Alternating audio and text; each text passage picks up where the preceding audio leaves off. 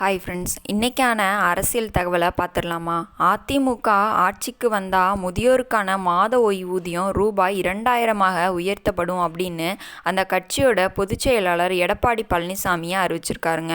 தமிழக சட்டப்பேரவை தேர்தலுக்கான அறிவிப்பு விரைவில் வெளியாக இருக்கும் நிலையில் அதிமுகவின் 2ஆம் கட்ட வாக்குறுதிகள் வெளியிடப்பட்டிருக்கு.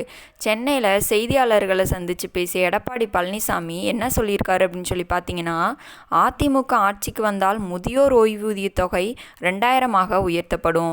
கணவனால் கைவிட்ட பெண்கள், ஆதரவற்ற பெண்களுக்கான மாத உதவித்தொகை 1200 இருந்து 2000 உயர்த்தப்படும் அப்படின்னு சொல்லியிருக்காருங்க. மாணவர்களோட வங்கி கல்வி கடன் ரத்து செய்யப்படும். அந்த தொகையை அரசே ஏற்கும். அனைத்து குடும்ப அட்டைதாரர்களுக்கும் ஆண்டுக்கு 3 சமையல் சிலிண்டர்கள் இலவசமாக வழங்கப்படும்னு சொல்லியிருக்காரு. ஜல்லிக்கட்டில் உயிரிழந்தோரின் குடும்பங்களுக்கு நிவாரணமாக 10 லட்சமும், காயமடைஞ்சோருக்கு 2 லட்சமும் வழங்கப்படும். அரசாணை வெளியிட்ட இடங்களில் நடைபெறும் ஜல்லிக்கட்டு போட்டிகளுக்கு அரசு சார்பில் 5 லட்சம் வழங்கப்படும். மாற்றுத்திறனாளிகள் கூட்டுறவு வங்கிகள் பெற்ற கடன்கள் தள்ளுபடி செய்யப்படும். இஸ்லாமியர் உள்ளிட்ட சிறுபான்மையின பெண்களுக்கு சுய தொழில் தொடங்க வட்டியில்லா கடனும் வழங்கப்படும்னு சொல்லியிருக்காரு. ஏற்கனவே கடந்த ஜனவரி 17ஆம் தேதி முதல் கட்டமாக 5 தேர்தல் வாக்குறுதிகளை அறிவிக்கப்பட்டிருக்குங்க.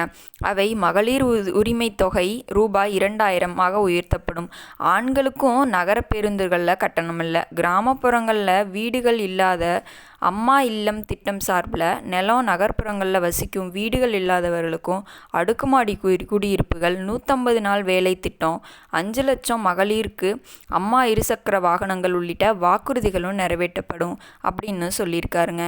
இதை பற்றி நீங்கள் என்ன நினைக்கிறீங்க அப்படின்றத கமெண்ட் பாக்ஸில் கமெண்ட் பண்ணுங்கள்.